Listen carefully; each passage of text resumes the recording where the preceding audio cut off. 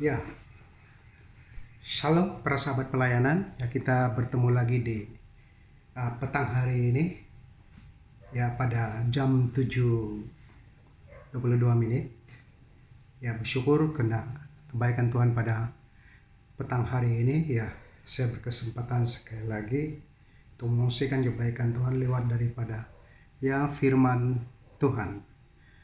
Ya, jadi kita akan membuat satu sambungan bersiri daripada firman Tuhan yang saya kongsikan pagi tadi, yang dikutip dari Matius pasal 10, 39 dan 42. Ya.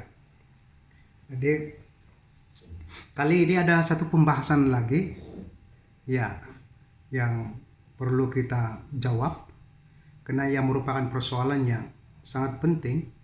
Nah, saya percaya khususnya para sahabat pelayanan yang berada di luar sana, mereka juga ingin tahu tentang persoalan ini, dan setiap jawaban yang harus disampaikan khusus untuk memberi jawaban kepada persoalan-persoalan yang ditimbulkan oleh orang-orang tertentu, khususnya orang-orang yang berada di sekeliling kita yang mengutip ayat-ayat firman Tuhan.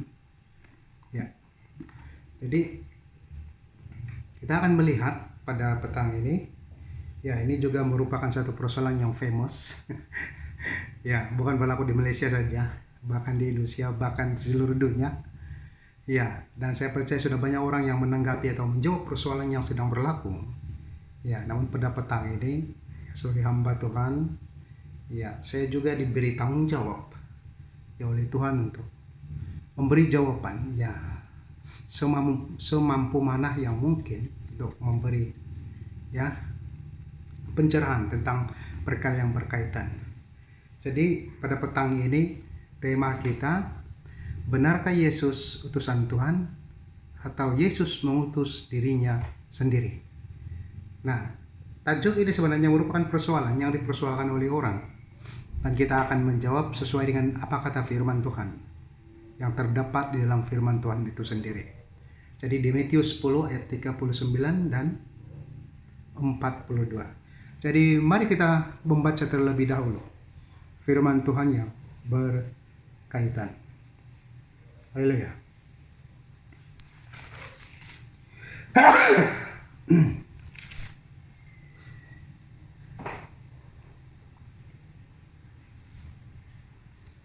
Matius 10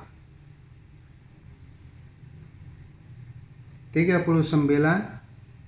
dan sampai 42. Kita akan baca bersama-sama. Barang siapa mempertahankan nyawanya, ia akan kehilangan nyawanya. Dan barang siapa kehilangan nyawanya kerana aku, ia akan memperolehinya. Barang siapa menyambut kamu, ia menyambut aku. Dan barang siapa menyambut aku, ia menyambut dia yang mengutus aku. Barang siapa menyambut seorang nabi sebagai nabi, ia akan menerima upah nabi. Dan barang siapa menyambut seorang benar sebagai orang benar, ia akan menerima upah orang benar. Dan barang siapa memberi air sejuk secangkir saja pun kepada salah seorang yang kecil ini, kerana ia muridku, aku berkata kepadamu, sesungguhnya ia tidak akan kehilangan upahnya daripadanya. Setelah Yesus selesai berpesan kepada ke-12 muridnya, pergilah ia dari sana untuk mengajar dan memberitakan Injil di dalam kota-kota mereka. Mari kita berdoa. Tuhan Bapa Surgawi, pada petang yang indah ini Tuhan, yang penuh berkat, penuh kuasa, penyertaan Roh Kudus-Mu Tuhan, hamba ini percaya Tuhan, bahwa Engkau Allah yang sentiasa memimpin dan menuntun setiap orang yang berseru dan meminta kekuatan pertolongan daripada Engkau. Dan pada petang ini Tuhan, hamba ini Tuhan berseru dan meminta kekuatan daripada Engkau, tak hikmat, akal budi dan pengetahuan yang lebih luas tentang firman ini, supaya firman ini dapat disampaikan kepada orang-orang Kristen atau orang-orang percaya, khususnya juga kepada orang-orang yang tidak percaya yang berada di luar sana, yang akan menonton video ini Tuhan. Tuhan, saya percaya pada petang ini merupakan petang mujizat bagi Engkau. Lewat daripada perkongsian firman Tuhan ini, Engkau Allah yang akan memberkati, memimpin dan menuntun, dan memberi jawaban, penjelasan, pencerahan kepada setiap persoalan. Terima kasih Tuhan, karena Engkau Allah yang sama, Allah yang tetap setia memberkati para umat-Mu, para hamba-Mu, untuk menyampaikan kebenaran firman Tuhan, untuk menjawab setiap persoalan yang berada di luar sana. Terima kasih Tuhan, Engkau Allah yang baik, Allah yang memberkati, dan Allah yang menyertai. Terpuji termula Engkau, di dalam nama Tuhan Yesus. Dan semua katakan, amin. Haleluya. Ya, saudara yang saya kasih dalam Tuhan, mari pada saat ini, sebelum saya mengupas firman Tuhan ini, ya, saya ingin menerangkan terlebih dahulu tentang persoalan-persoalan yang dibangkitkan oleh orang-orang luar, ya, baik di media massa, di WhatsApp dan sebagainya, tentang perkara yang berkaitan. Karena saya percaya banyaknya orang Kristen tidak memahami firman Tuhan, walaupun banyaknya orang Kristen yang suka membaca Alkitab. Dan saya percaya juga setiap firman Tuhan ini dia ada maksud yang tersirat, ada pengertian. Ya, walaupun ya tidak berapa tepat, tetapi ada pengertian-pengertian yang saya percaya ia berkaitan. Dan itulah jawabannya. Walaupun ia tidak sesempurna mana, saya percaya firman Tuhan ini firman yang tidak sesat, firman yang benar, firman yang tidak menyeleweng kebenaran itu. Maksud saya di sini firman yang mengarah kepada perkara-perkara yang dicurigai. Tapi firman ini saya percaya tidak akan bertentangan, bahkan melawan sesama sendirinya, bahkan pelanggaran. Dan saya percaya dengan iman, dengan sungguh-sungguh, bahwa firman Tuhan ini bukanlah nubuatan yang dinubuatkan oleh orang-orang yang berada di luar sana yang tidak mengenal Tuhan. Tapi saya percaya firman Tuhan ini dibuatkan oleh Tuhan sendiri, khusus kepada para nabinya, kepada orang-orang yang sudah dipilih oleh Tuhan. Apatah lagi kalau kita beranggapan firman Tuhan ini adalah ciptaan manusia. Sungguh jauh sekali kalau difikirkan ya secara manusia atau logika manusia seperti itu.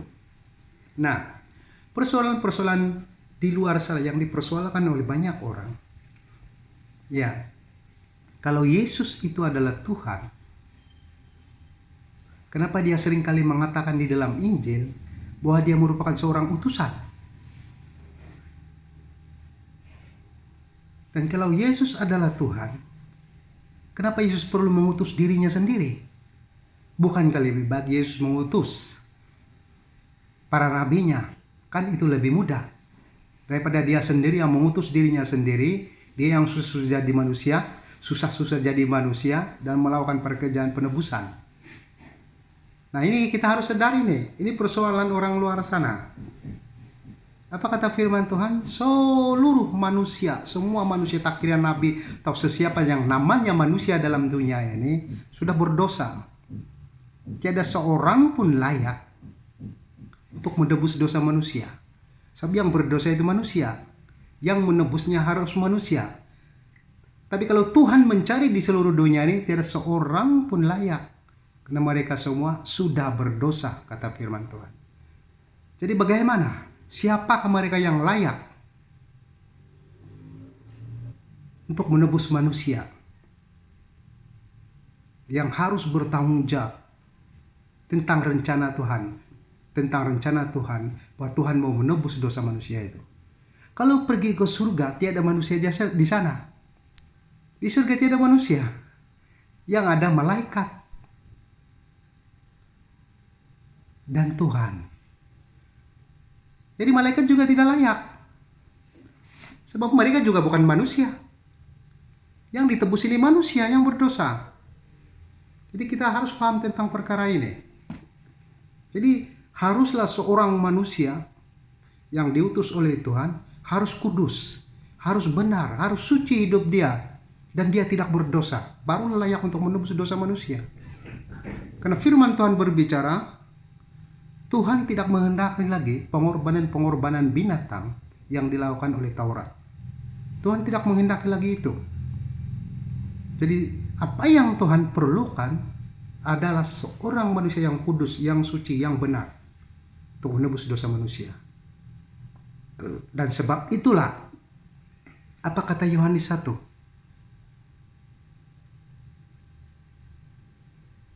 Pada mulanya adalah firman. Firman itu bersama-sama dengan manusia. Nah, benar apa yang dikatakan oleh firman Tuhan? Mari kita lihat firman Tuhan ini. Pada mulanya adalah firman, firman itu bersama-sama dengan Allah, dan firman itu adalah Allah. Ia pada mulanya bersama-sama dengan Allah. Segala sesuatu dijadikan oleh Dia, dan tanpa Dia tidak ada satupun yang telah jadi dari segala yang dijadikan. Dalam Dia ada hidup, dan hidup itu adalah terang manusia. Terang itu bercahaya dalam kegelapan, dan kegelapan itu tidak menguasainya. Dan datanglah seorang yang diutus Allah, namanya Yohanes. Ini Yohanes. Dia adalah perintis tentang kedatangan Tuhan Yesus. Ia datang sebagai saksi untuk memberi kesaksian tentang terang itu, supaya oleh Dia semua orang menjadi percaya. Ia bukan terang itu, tetapi harus memberi kesaksian tentang terang itu. Yohanes harus memberi kesaksian tentang terang itu. Terang yang sesungguhnya yang menerangi setiap orang sedang datang ke dalam dunia. Yang menerangi setiap manusia yang datang ke dalam dunia ini. Ya, jadi saya tidak mau korek terlalu dalam tentang perkara ini. Saya mau fokus kepada firman itu. Siapakah firman itu? Ia telah ada di dalam dunia dan dunia dijadikan olehnya, tetapi dunia tidak mengenalnya. Ia datang kepada milik kepunyaannya, tetapi orang-orang kepunyaannya tidak mau menerima Dia. Nah, kita harus paham di sini. Pada mulanya adalah firman. Firman itu bersama-sama dengan Allah, dan Allah itu adalah firman, dan firman itu menjadi manusia. Dan manusia itu adalah Yesus. Ya, jadi kita harus sadar di sini. Firman itu adalah Yesus. Oleh karena tidak adanya manusia yang layak di dalam dunia ini untuk menebus dosa manusia, dan di surga pun tiada satupun yang layak. Karena di surga itu hanya Tuhan dan malaikat saja yang ada. Tuhan harus menjadi manusia. Apa yang dikatakan oleh Injil Yohanes ini. Tuhan harus menjadi manusia. Dia harus turun ke dalam dunia ini. Karena yang ditebus itu adalah manusia.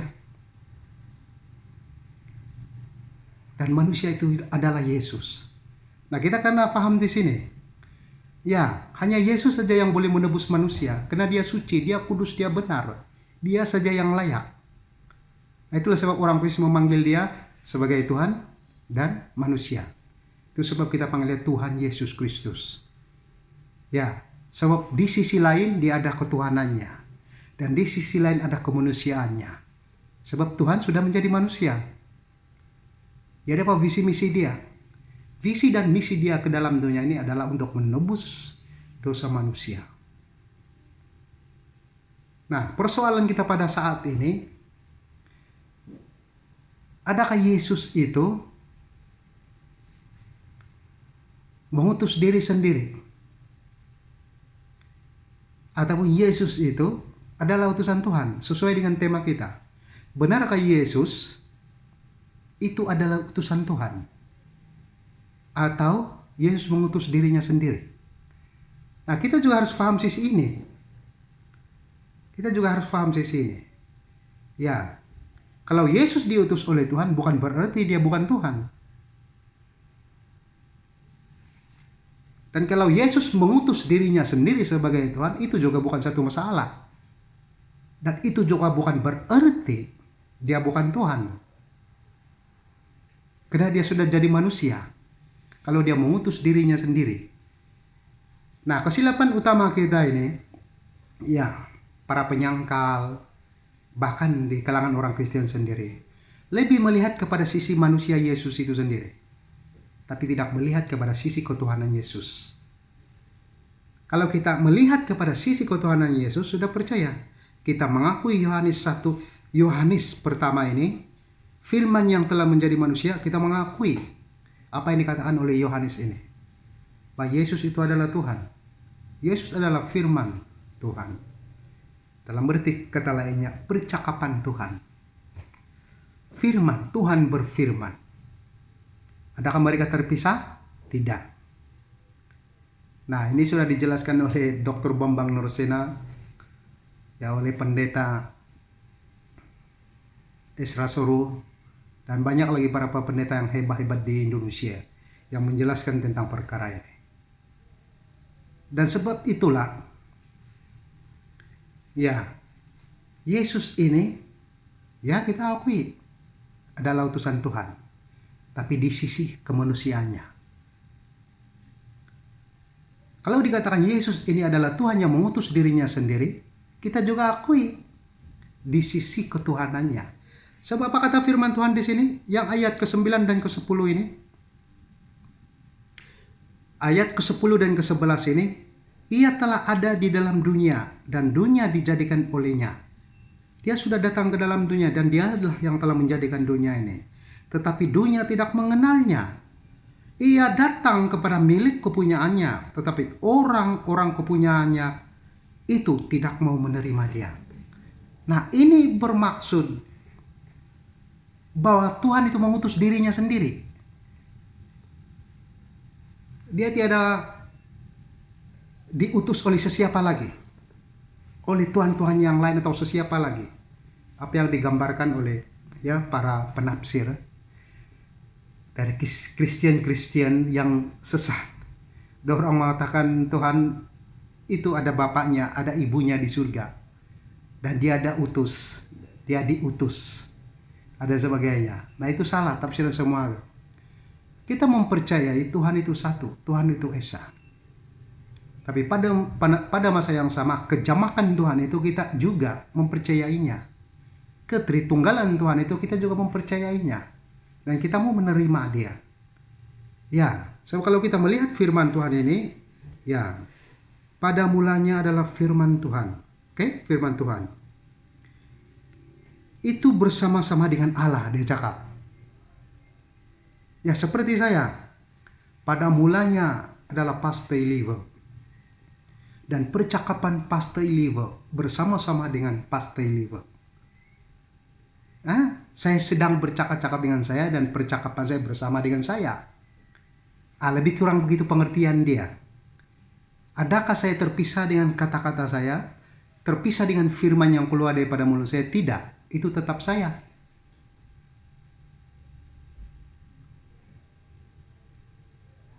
Nah, kita harus sadar di sini. Nah, sekarang ini ada dua. Ada firman, ada Allah. Dan setelah Allah itu menjadi manusia, sudah menjadi tiga. Yang manusianya adalah Yesus yang sudah menjadi manusia. Nah, itu kata kejamakannya. Ya, secara reality perkara ini tak dapat dipisahkan.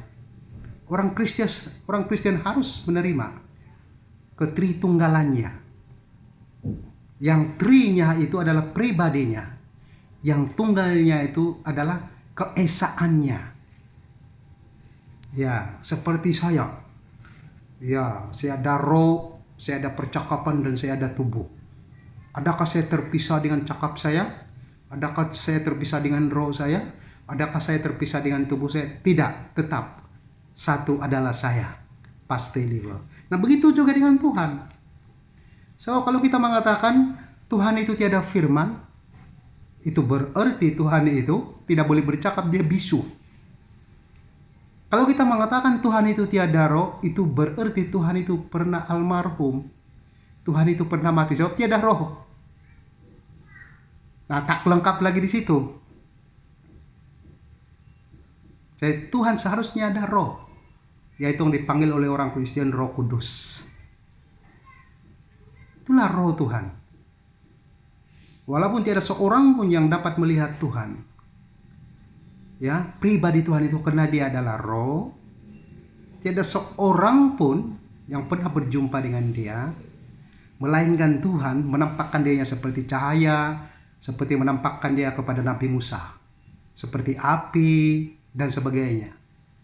Ya itulah objek kekuasaan Tuhan yang memperlihatkan dirinya karena dia tidak kelihatan. Jadi kalau Tuhan boleh jadi api, boleh jadi ini dan sebagainya, bukan susah Tuhan jadi manusia. Sebab dia Tuhan. Nah kita harus sedar ini. Jadi kejamakan Tritunggal itu tak dapat dipisahkan daripada karakter Tuhan itu. Hakikatnya benar adalah Tuhan itu satu dan esa. Tapi kepribadiannya perlu ada untuk menjelaskan siapa dia. Kalau kita tidak melihat Yesus, kita tidak akan kenal Tuhan. Terus sebab Yesus mengatakan, siapa yang melihat aku, ia sudah melihat Bapakku yang di surga. Karena aku di dalam Bapa, Bapa di dalam aku. Nah itu adalah kesatuan mereka. Dan adakah mereka tidak terpisah? Secara rohnya tidak terpisah. Karena Yesus adalah Tuhan. Sama dengan Tuhan yang ada di surga. Dan sama dengan roh yang ada dalam dirinya. Tapi yang terpisahnya di sini adalah kemanusiaannya. Dia tetap manusia. Nah itu yang diukur oleh orang itu. Saat melihat kepada sisi manusia, dia pandai lapar, dia pandai menangis. Ya, dia pandai kesakitan dan bermacam-macam masalah yang dihadapinya sebagai manusia biasa. Tapi kita jangan juga lupa, jangan terlalu melihat kepada kemanusiaannya saja. Itu memang wajib karena dia sudah jadi manusia untuk menebus dosa manusia. Kalau dia manusia seperti Superman, ya manusia yang memiliki kuasa supernatural itu, ya itu berarti dia bukan manusia biasa seperti yang ditunjukkan oleh para dewa-dewa, ya yang dituhankan oleh manusia karena mereka supernatural, memiliki kuasa dan sebagainya. Tapi Yesus ini 100% manusia. Karena sebab itulah dia mati, disalibkan. Tapi pada masa yang sama dia juga bangkit pada hari yang ketiga. Siapa yang membangkitkan dia? Adalah kemahakuasaan Tuhannya. Tuhan yang ada di dalam dirinya. Itu sebab dia bangkit. Jadi dua-dua sisi ini yang harus kita selidiki. Ya, tentang Yesus dan ketuhanannya. Dan sebab itulah kalau orang mengatakan, benarkah Yesus itu utusan Tuhan? Ya benar. Secara manusianya dia diutus oleh Tuhan. Kalau orang bertanya, adakah Yesus ini mengutus dirinya sendiri? Ya benar. Yesus mengutus dirinya sendiri.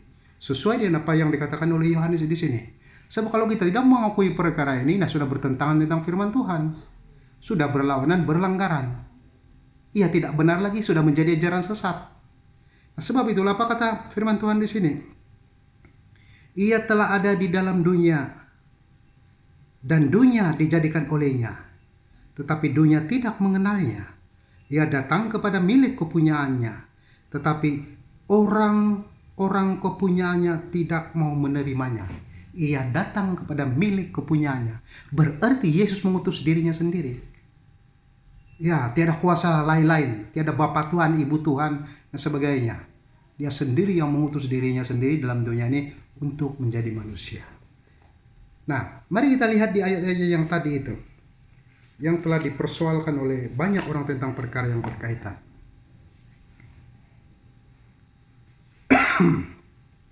Ayat 39 sampai 42. Barang siapa mempertahankan nyawanya, ia akan kehilangan nyawanya. Dan barang siapa kehilangan nyawanya karena aku, ia akan memperolehnya. Nah, harus diingat ini. Ini adalah nasihat Yesus kepada murid-muridnya. Tiada satupun kekal dalam dunia. Saya ulang sekali lagi. Tiada satupun kekal yang ada di dalam dunia ini. Baik tubuh jasmani kita, baik harta kita, baik segala-gala kuasa, pangkat, darjat yang kita miliki. Tiada satu pun yang kekal dalam dunia ini. Sebab itu semuanya adalah barang pinjaman yang Tuhan percayakan kepada kita untuk sementara waktu. Jadi kalau kita mengurus kehidupan kita, karena perkara-perkara yang berkaitan tadi, kita mempertahankan nyawa kita karena duit, karena pangkat, karena harta-harta dalamnya, berhati-hati. Itu akan memakan diri. Sebab apa kata firman Tuhan di sini? Mereka akan kehilangan nyawa mereka. Kenapa mereka kehilangan nyawa mereka? Karena perkara-perkara yang berkaitan tadi tidak ada jaminan untuk keselamatan. Kalau saya seorang berpangkat, berduit, berkuasa, saya boleh bunuh orang sesuka hati. Saya boleh dakwa orang yang tidak bersalah. Saya boleh penjarakan orang. Saya boleh menyogok undang-undang. Saya boleh buat apa saja untuk mempertahankan nyawa saya. Karena saya memiliki segala-galanya, kuasa, pangkat, duit, dan sebagainya. Tapi apa kata firman Tuhan ini? Kalau kamu mempertahankan nyawa kamu karena dunia ini, kamu akan kehilangannya. Tiada seorang pun terlepas daripada hari penghakiman. Ini harus diingat ini. Kalau kita melakukan perkara-perkara yang tidak benar dalam dunia ini, di hari penghakiman, jawabannya adalah neraka. Tuhan tidak berkompromi dengan dosa. Dosa tetap dosa. Karena dosa upahnya maut, kata firman Tuhan. Mereka boleh menyelamatkan nyawa mereka sementara dalam dunia ini. Tapi mereka tidak boleh menyelamatkan nyawa mereka untuk di hari kematian, di hari penghakiman, di hari penghukuman, di hari Tuhan. Mereka tidak boleh melepaskan diri mereka. Mereka tetap menerima hukuman daripada Tuhan. Tetapi kalau kita kehilangan nyawa karena Tuhan Yesus, karena Injil, karena kebaikan yang kita lakukan untuk kemuliaan nama Tuhan, kita tak perlu takut. Mungkin kita tak sama dengan orang-orang yang berpangkat, orang-orang yang bernama, orang-orang yang ada duit, ya orang-orang yang berilmu, orang-orang yang kebal, orang-orang yang ya selalu menang dalam perang. Baik itu peperangan senapang, baik itu peperangan pangkat, baik itu peperangan undang-undang dan sebagainya. Mereka selalu menang. Bahkan tidak seorang pun dapat membunuh mereka, menundukkan mereka, menjatuhkan mereka. Tetapi kita tidak perlu semua itu. Karena Injil ini dikorbankan. Karena Injil ini telah mengorbankan banyak para nabi, para rasul-rasul, dan seluruh rasul-rasul Tuhan Yesus yang telah menulis Injil ini, mereka semuanya telah dibunuh oleh manusia. Dan kita percaya dengan iman mereka berada di surga sekarang ini. Hanya satu saja rasul yang tidak mati, Rasul Yohanes, yang menulis Injil Yohanes, Yohanes 1, Yohanes 2, dan Wahyu. Dia hanya satu-satunya yang mati tua. Ini pun pernah dibuang oleh kerajaan Romawi di Pulau Patmos. Nah, sebab itulah di Pulau Patmos dia ada penglihatan tentang pewahyuan daripada Tuhan. Satu-satunya dia tidak mati dibunuh, tapi dia mati tua dan sampai dia menubuhkan satu gereja di kota Efesus. Satu-satunya Rasul Yohanes. Nah, mari pada saat ini, oleh karena Injil ini, banyaknya para rasul terkorban karena kebenaran Injil ini. Kalau mereka tidak mengorbankan nyawa mereka, Injil ini tidak akan sampai kepada kita pada hari ini. Dan kita tidak akan dapat melihat keajaiban Tuhan. Kita tidak dapat melihat kebenaran firman Tuhan. Kita tidak akan dapat melihat keselamatan kita. Ya, sebab kita semua ini tidak hidup di zaman Yesus. Kita hidup di zaman ini. Jadi hanya Injil ini saja kita mengetahui siapakah penyelamat kita. Yang dipersoalkan oleh orang, banyak orang mempersoalkan Yesus bukan Tuhan, Yesus bukan Tuhan. Itu perkara biasa. Dia nabi, ya dia rasul biasa, dia manusia biasa dan sebagainya. Itu harus berlaku di hari zaman ini. Mereka adalah penyangkal-penyangkal tentang kebenaran firman Tuhan. Mereka adalah penyangkal-penyangkal kebenaran firman Tuhan. Karena tiada satu pun di antara mereka ini percaya bahwa Yesus itu adalah Tuhan. Tapi kita bersyukur kita yang percaya kepada Tuhan Yesus. Kita percaya kepada Alkitab ini. Dan sebab itulah firman Tuhan ini berbicara. Kalau kamu mempertahankan nyawa kamu, karena dunia ini kamu akan kehilangan. Banyaknya agamawi dalam dunia ini, mereka mempertahankan nyawa mereka. Mereka sungguh-sungguh menjadikan dunia ini seperti surga. Sungguh-sungguh mereka menyelamatkan diri mereka. Tapi pada masa yang sama mereka membunuh orang lain dengan berbagai cara. Tapi apa kata firman Tuhan? Ini nasihat Yesus kepada murid-muridnya. Dan saya percaya ini juga merupakan nubuatan di akhir zaman yang akan berlaku. kepada para hamba Tuhan. Mereka yang terselamat, mereka yang tidak menyangkal Tuhan Yesus, mereka yang memberitakan kabar baik. Walaupun mereka terkorban di dalam pemberitaan Injil, terkorban ya di dalam usaha mereka untuk memberitakan kabar baik ini kepada semua orang. Tapi percayalah, kematian mereka tidak akan sia-sia. Seperti mana yang kita belajar sekarang ini. Kita melihat Alkitab ini. Ini hasil daripada tulisan para rasul yang terdahulu. Dan banyak di antara mereka yang telah terbunuh. Nah, jadi tidak sia-sia kematian mereka semua ini. Pertama, mereka sudah berada di surga. Dan kedua, kita sudah mendapat keselamatan lewat daripada tulisan mereka. Pernyataan-pernyataan kebenaran firman Tuhan ini. Nah, sebab itulah kita tak perlu takut sekiranya ya perkara ini terjadi dalam kehidupan kita. Karena firman Tuhan berbicara, kalau kamu kehilangan nyawa karena aku, kamu akan memperoleh nyawa. Jadi mana satu yang penting? Bernyawa sementara dalam dunia ini atau mati untuk selamanya di hari akhirat? Ya. Jadi kita kena paham konteks ini. Mati selamanya di hari akhirat bukan kematian apa yang berlaku dalam dunia ini. Di hari akhirat kematian itu ialah orang-orang yang masuk neraka, mereka akan menghadapi penghukuman. Penghukuman yang berpanjangan, penghukuman yang selama-lamanya. Mereka yang telah melakukan dosa dalam dunia ini. Mereka yang telah mempertahankan nyawa mereka karena dunia ini. Dan bukan karena Tuhan. Atau mereka mengikuti ajaran-ajaran sesat, mengikuti Tuhan-Tuhan palsu, atau penyembah-penyembah berhala, penyembah-penyembah syaitan, iblis dan sebagainya. Nah, mereka ini akan memperoleh hukuman di akhir zaman. Nah, yang kedua,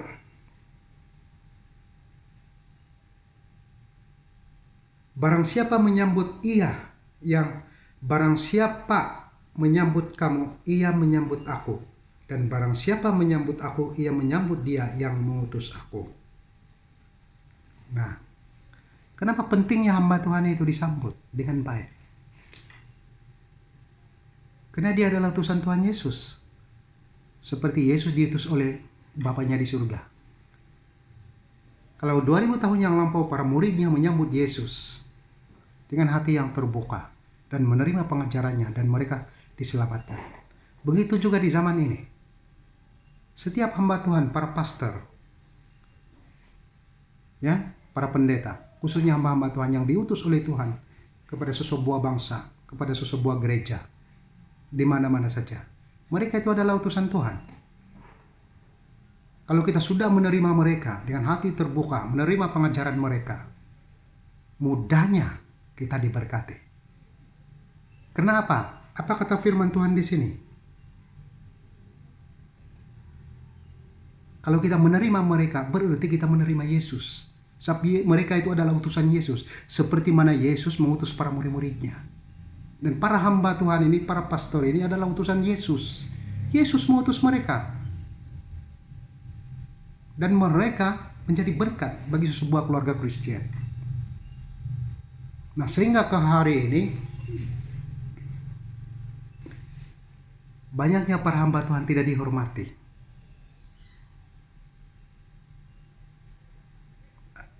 Ada hamba Tuhan yang memberi WhatsApp kepada jemaatnya untuk melawat. Bahkan tidak dibalas WhatsApp itu. Dan sudah pasti, ya, kadang-kadang orang lebih mementingkan kesibukannya sendiri, urusan-urusan pribadinya sendiri, daripada mementingkan hamba Tuhan ini. Sebab dia melihat hamba Tuhan ini, mungkin hamba Tuhan ini banyak kekurangan. Ya, hamba Tuhan ini tiada satu pun yang dia boleh ambil daripada hamba Tuhan yang menjadi keuntungan kepada pribadinya. Kadang-kadang hamba Tuhannya diukur selebihnya kepada kemanusiaan dan kekurangan dia. Tapi tiada satu pun yang melihat firman Tuhan ini, bahwa hamba Tuhan itu adalah utusan Tuhan. Siapapun mereka menjadi berkat dalam kehidupan jemaat, kehidupan bergereja. Nah, sebab itulah mereka sangat penting. Sebab apa kata firman Tuhan di sini? Barang siapa menyambut kamu, ia menyambut aku. Dan barang siapa menyambut aku, ia menyambut dia yang mengutus aku. Kalau kita menjemput firman Tuhan daripada seorang hamba Tuhan, dan kita benarkan dia datang di rumah kita, karena kita percaya dia adalah orang benar, kita percaya apalagi kalau dia gembala kita, samalah kita menyambut Yesus. Nah, samalah kita menyambut Allah Bapa di surga, seperti mana Yesus diutus oleh Allah Bapa di surga. Nah, ini maksud firman Tuhan ini. Dan kita diberkati olehnya. Ayat 41. Barang siapa menyambut seorang nabi sebagai nabi, ia akan menerima upah nabi. Dan barang siapa menyambut seorang benar sebagai seorang benar, ia akan menerima upah orang benar. Ya, kalau kita menyambut seorang pencuri, dia akan datang di rumah kita, dia akan mencuri. Tapi kalau kita menyambut orang benar dan dia datang di rumah kita, kita akan mendapat upah kebenaran daripada hidup dia. Tapi manusia di zaman sekarang ini lebih suka menyambut seorang pencuri. Lebih suka percaya kepada seorang yang jahat, seorang penipu, berbanding percaya kepada orang yang benar. Karena selalunya dilihat orang benar ini tiada apa-apa yang boleh dijadikan keuntungan daripadanya. Tapi kalau berkawan dengan perompak ada duit. Jadi kita jangan lupa, perompak juga boleh merompak harta kita kalau kita berharta. Mungkin kita miskin, berkawan dengan dia, dia boleh membagikan harta kepada kita. Dia boleh bagi duit kepada kita. Tapi roh seorang perompak itu kena hati-hati. Kata-kata firman Tuhan, seperti serigala yang masuk di dalam kandang dan menghuru-harakan domba-domba di dalam dia. Ya, tapi aku gembala yang baik, dia cakap. Aku menuntun kamu kepada padang yang berumput hijau. Aku menuntun kamu kepada air, aliran air yang jernih. Itu gembala yang baik. Dan itulah yang akan menyelamatkan kehidupan seseorang percaya. Dan seharusnya mereka dihormati, diberi peluang untuk memimpin para gereja Tuhan, para umat Tuhan. Dan sebab itulah firman Tuhan berbicara di sini, barang siapa menyambut nabi, dia akan mendapat upah nabi. Nah, bagaimana kita mendapat upah nabi daripada dia? Bukan kita mendapat upah daripada pangkat dia sebagai seorang nabi, tapi nabi ini adalah utusan Tuhan. Nabi ini memiliki berkat yang Tuhan sediakan bagi dia. Kalau dia berdoa kepada para umatnya, kepada gerejanya, dijawab Tuhan. Sebab nabi utusan Tuhan. Nah, ini nasihat Yesus kepada para muridnya. Jangan melengah-lengahkan waktu, masa yang ada. Sekiranya Tuhan buka pintu dan peluang yang ada di dalam kehidupan kita, supaya kita diberkati oleh para pemimpin gereja kita. Lihatlah mereka seperti nabi. Karena mereka adalah utusan Tuhan yang akan menjadi berkat dalam kehidupan kita. Kalau kita sih berpikiran negatif kepada setiap utusan Tuhan, kita harus melihat firman Tuhan ini. Kita harus percaya firman Tuhan ini. Ya, mungkin nabi itu tidak wujud lagi di zaman sekarang ini. Tapi mungkin nabi itu adalah pastor kamu, adalah penutua kamu, adalah deacon gereja kamu, adalah bapak rohani kamu, pemimpin rohani kamu di gereja atau di dalam kehidupan kamu sebagai orang Kristen. Nah, itu pentingnya firman Tuhan di sini nih. Siapa kata Yesus, kamu akan mendapat upah daripada kenabiannya. Kamu akan mendapat upah daripada kenabiannya. Barang siapa menyambut seorang nabi sebagai nabi, ia akan menerima upah nabi. Dan barang siapa menyambut seorang benar sebagai seorang benar, ia akan menerima upah orang benar. Jadi ada dua perkara di sini. Yang pertama, nabi itu utusan Tuhan. Dia akan menjadi berkat, upah daripada kenabian dia. Tuhan memberkati dia. Kedua, dia adalah orang yang benar. Ya, walaupun pikiran kita ini bukan semua orang benar dalam dunia, termasuk para hamba Tuhan. Tapi kita harus percaya juga bahwa Tuhan tidak akan mengizinkan kita ditipu. Tuhan tidak akan mengizinkan kita dicelakai oleh orang-orang tertentu yang bergelar nabi. bahkan yang menggelar dirinya adalah orang benar. So, firman Tuhan ini berbicara, ini kata-kata Yesus sendiri kepada murid-murid dia. Nasihat Yesus kepada murid-murid dia. Ya, dan saya percaya di masa ini banyaknya kecurigaan-kecurigaan yang berlaku pada murid-murid dia sendiri. Dan saya tak heranlah pikiran manusia seperti itu sehingga ke hari ini. Ya, bahkan pemimpin sendiri pun sukar untuk dipercayai dan sebagainya.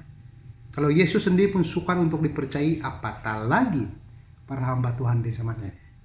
Dan itulah yang saya katakan pada petang hari ini. Supaya kita memahami, Tuhan tidak mungkin akan mencelakakan kita, memberi masalah kepada kita lewat daripada pemimpin-pemimpin gereja kita. Bahkan Tuhan akan memberkatinya.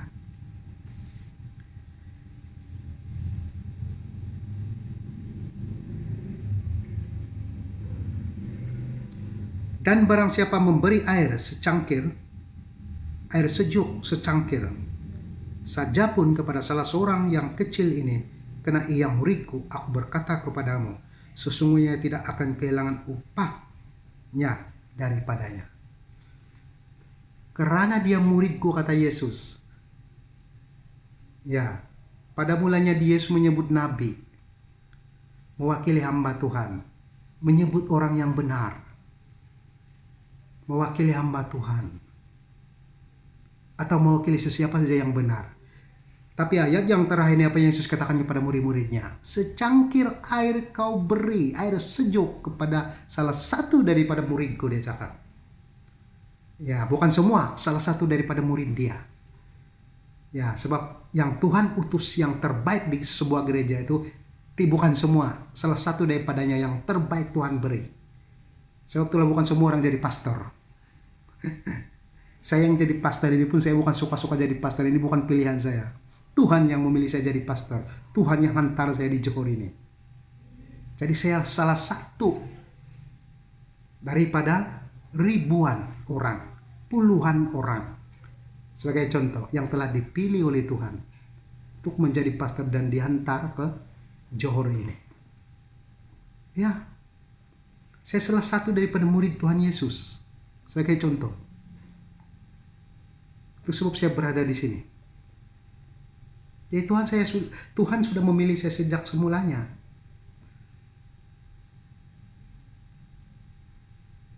Dan sekiranya nasihat Tuhan Yesus kepada murid-muridnya pada masa ini, pada masa itu, ya, sekiranya ada hamba-hamba Tuhan seperti ini, ya, atau murid-muridnya, salah satu daripada murid-muridnya, hanya satu saja kebaikan kita lakukan kepada semua murid Tuhan Yesus, semua hamba Tuhan Yesus, hanya memberi secangkir air yang sejuk.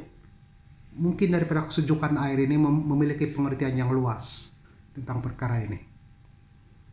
Ya, apabila kita melakukan kelegaan yang baik, menyambut dengan baik, menyapa dengan baik hamba Tuhan, para pastor kita, para utusan Tuhan.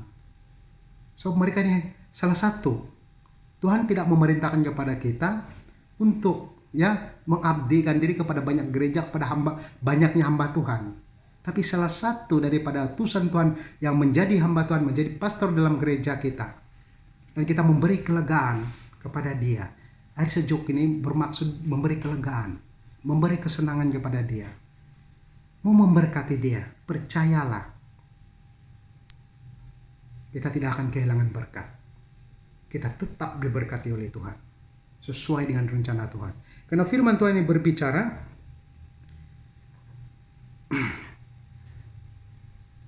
aku berkata kepadamu, sesungguhnya ia tidak akan kehilangan upahnya daripadanya. Cakap.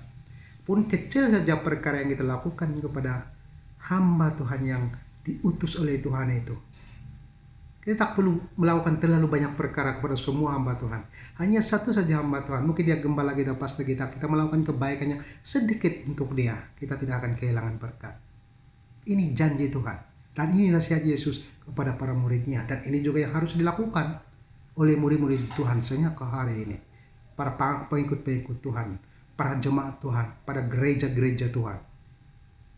Nah, itu nasihat Yesus.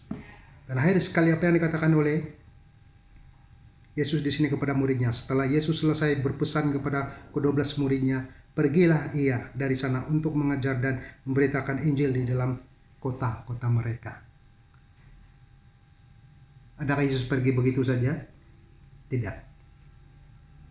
Setelah Yesus memberi pesan kepada murid-muridnya dan yang harus mereka lakukan, dia tetap meneruskan penginjilan dan memberitakan kabar-kabar baik di seluruh kota mereka. Nah, inilah tanggung jawab yang dilakukan oleh para hamba Tuhan, para umat Tuhan. Dan tanggung jawab ini bukan dilakukan oleh para pastor saja, tapi tanggung jawab ini dilakukan oleh jemaat Tuhan. Jangan tunggu jadi pastor, jangan tunggu jadi deacon, jangan tunggu jadi penetua. Dilakukan oleh umat Tuhan.